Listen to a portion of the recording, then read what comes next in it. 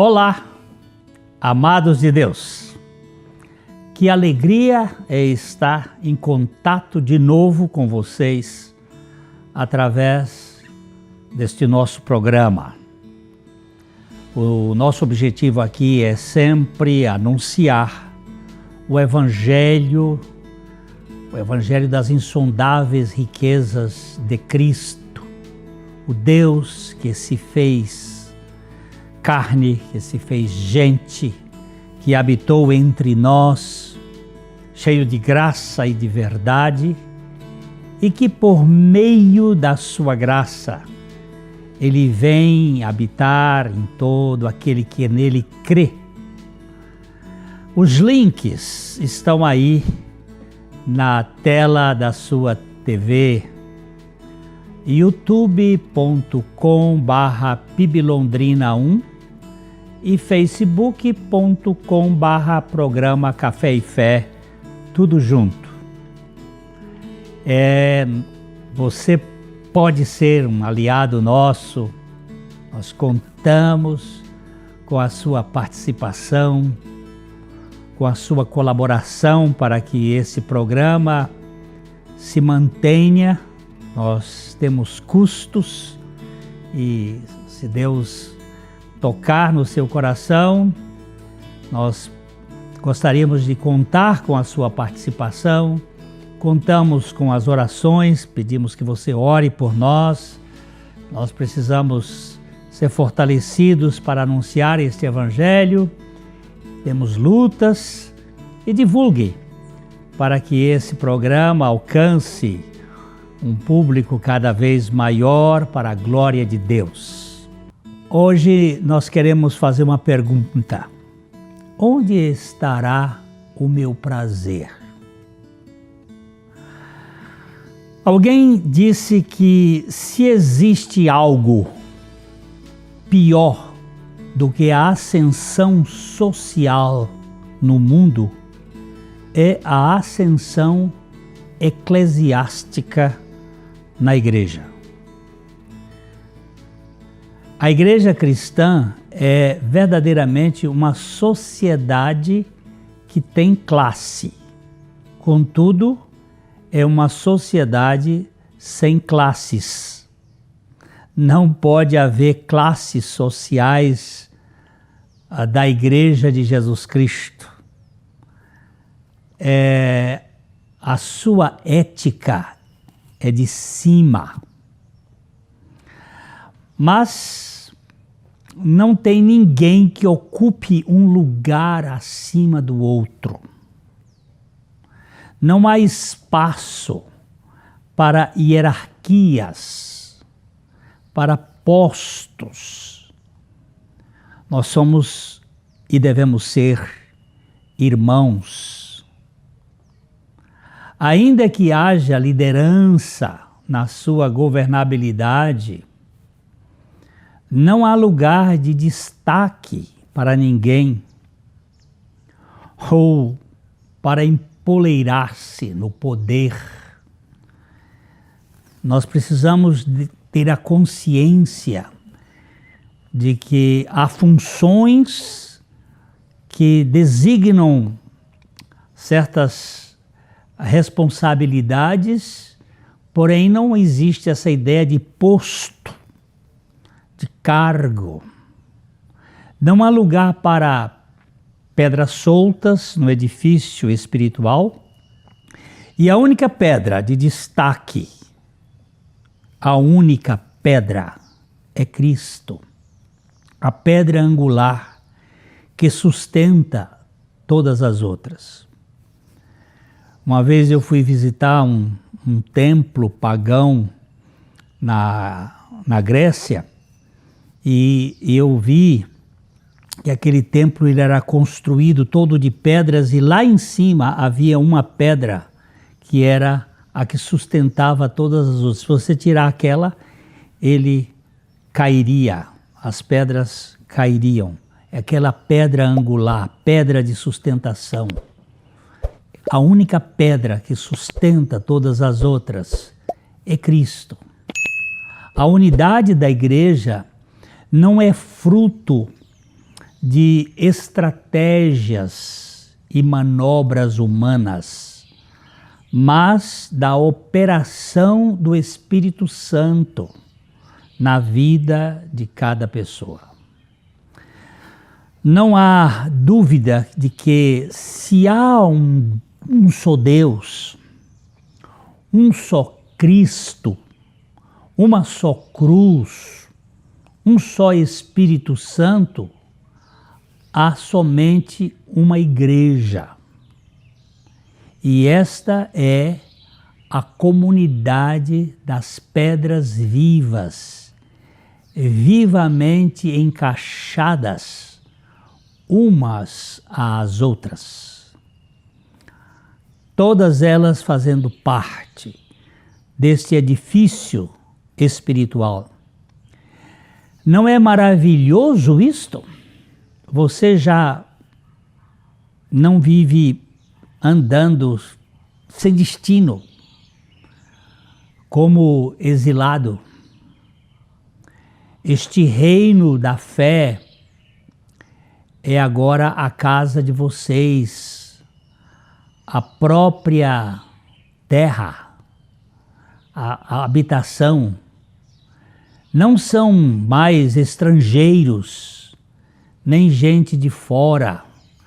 Vocês agora pertencem ao reino, com todos os direitos que o nome de Cristo permite. Deus está construindo uma casa, e esta casa é a igreja. E nela, Ele usa todos, independentemente de como chegamos aqui. Ele usa os apóstolos, Ele usa os profetas como fundação. Agora, usa vocês, colocando-os como pedra, pedra por pedra. Um santo templo, construído por Deus. Todos nós nele incluídos. Um templo onde Deus está de fato em casa, onde Ele habita conosco e habita em nós. Isto é maravilhoso. Alguém disse que ser membro de uma igreja não faz de alguém um cristão, da mesma forma que ter um piano não faz de alguém um músico. Mas, se você for um cristão de verdade, se você for verdadeiramente um cristão, você terá todo o prazer em ser membro da Igreja de Cristo, de fazer parte desta igreja. Eu não estou falando de organização em si, mas da igreja, o organismo vivo, o edifício espiritual. Os membros do corpo de Cristo não se reúnem porque são obrigados a se reunir, mas se reúnem porque têm prazer na comunhão, porque sentem alegria em estar juntos. O salmista entendia isto quando disse: quanto aos santos que há na terra, são eles os notáveis, nos quais eu tenho todo o meu prazer. Salmo 16, 3. Quanto aos santos que há na terra, são eles os notáveis. Eu tenho prazer em estar com eles. Eu concordo com Richard Watson quando ele disse: não conheço outro prazer tão rico, tão puro, tão santificador em suas influências, ou ainda tão constante em seus benefícios, como aquele que resulta da verdadeira espiritualidade de adoração a Deus. E eu acrescento ainda, na companhia dos santos, que se deleitam também na verdadeira adoração, na festa da comunhão. O John Piper, um pregador americano atual, ele diz assim: achar alegria suprema em Jesus corta a raiz do pecado com o poder de uma satisfação superior. Achar alegria suprema em Jesus e na companhia daqueles que têm Jesus é algo deleitoso e deleitável, muito precioso. Se o meu maior prazer estiver no Senhor Jesus Cristo, eu terei o maior prazer em estar naquilo em que o Senhor estiver envolvido e com aqueles em que o Senhor está sustentando. Se o Senhor disse: onde 2 ou 3 se reúnem em meu nome, eu estou no meio deles, por que não teria prazer em estar onde o Senhor estiver, se for este o meu maior prazer? Eu deleito em estar com os irmãos. Eu tenho visto agora nessa Covid como tem feito falta aqueles momentos de comunhão, aquelas horas que a gente passa juntos na alegria uns com os outros. Então, eu vou dizer uma coisa, eu vou confessar uma coisa para vocês. Eu devo confessar aqui que eu tenho dificuldades de entender como um cristão genuíno, ele prefere ir ao cinema, por exemplo, do que ao culto, quando coincidem os horários. Aquele que prefere ir a um jogo de futebol ao culto, quando os dois estão no mesmo tempo. Eu tenho dificuldade. Aquele que sabe o que é ter prazer em Deus, sabe fazer distinção entre o prazer transitório e o prazer permanente. Há coisas que passam. Não quero ser um desmancha-prazeres, nem quero viver ao meu bel prazer, mas quero encontrar todo o prazer possível naquilo em que o seu prazer foi fazer a vontade do seu Pai Celestial. Aquele que teve o prazer em fazer a vontade de Deus, e eu quero ter prazer nisto, com Ele. Sendo assim, eu quero experimentar Deus em todos os meus prazeres, em todos os momentos de meus deleites. Eu quero experimentar essa riqueza de Deus. O escritor, teólogo Matthew Henry, ele afirmou lá no século XVII que o homem foi feito para a sociedade e os cristãos para a comunhão dos santos. Se você, como cristão, não tem prazer na reunião do povo de Deus, é bom fazer uma avaliação de sua crença. Pode ser um equívoco. Pode ser um equívoco. Eu sei que em muitas igrejas não há adoração, nem a reunião é um encontro dos santos, e neste caso eu entendo que não se queira reunir. Mas não podemos, por este motivo, deixar de procurar um ambiente, uma igreja, uma comunidade que de fato corresponda aos requisitos de Cristo e tenha o prazer na adoração, no louvor, na comunhão. Se Cristo for o meu maior prazer, onde estiver o povo de Cristo, aí eu terei grande prazer. Grande prazer nesta comunhão com este povo alcançado pelo Senhor. O cristianismo é uma celebração do céu na terra.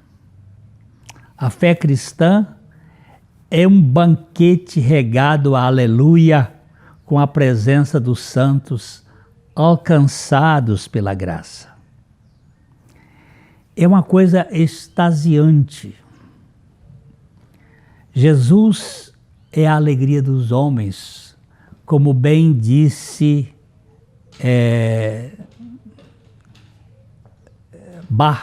Johann Sebastian Bach, em sua composição musical de beleza inigualável. Jesus, a alegria dos homens. A alegria na família de Deus. A alegria na comunhão dos santos. Uma igreja que não é alegre tem alguma coisa esquisita acontecendo. O Deus encarnado é a encarnação de um contentamento que não se extingue nem fica envelhecido e se celebra sempre na comunhão do seu povo. Jesus disse para os seus discípulos que ele queria que a sua alegria estivesse neles, para que a alegria deles fosse completa. Com este foco em mente, há um escritor que disse: um cristão sem alegria é um difamador do seu Senhor. Olha só, um cristão sem alegria, ele está difamando do seu Senhor Jesus Cristo. Pois o próprio Jesus, ele disse em João 15:11, tenho-vos dito estas coisas, para que o meu gozo esteja em vós e o vosso gozo seja completo. Para que vocês tenham uma alegria real, uma salvação eterna, com uma alegria provisória, é um contrassenso incrível. Não pode existir essa possibilidade. No texto que nós citamos acima, Jesus diz o seguinte: ele prometeu abastecer a vida dos seus discípulos com o seu próprio gozo. Tenho-vos dito estas coisas para que o meu gozo esteja em vós e o vosso gozo seja completo. Ele está dizendo que o gozo dele era completo também. Só uma pessoa divina e cheia de aprazimento pode satisfazer a carência de felicidade dos outros seres humanos de um modo pleno, de um modo que satisfaz. Jesus veio como fundamento da real alegria para cada pessoa que nele crê. Eu creio que Jesus nunca irá se justificar perante o PROCON espiritual, sendo responsabilizado por propaganda enganosa. Ele jamais será julgado. Sei que há muitos que se dizem cristãos e que vivem descontentes. Mas isso não significa que Jesus tenha falhado, prometendo o que não poderia cumprir. O Senhor Jesus veio para que nós pudéssemos ter verdadeira alegria. Cristo é a encarnação do contentamento eterno. E a sua igreja é a festa de uma celebração eterna, onde você está buscando agora o seu prazer, meu querido. Onde?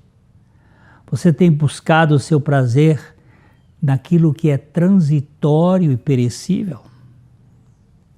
Jesus é a expressão de um Deus venturoso, que não veio ao mundo coagido, nem cumpriu a sua missão por um mero dever, de modo algum.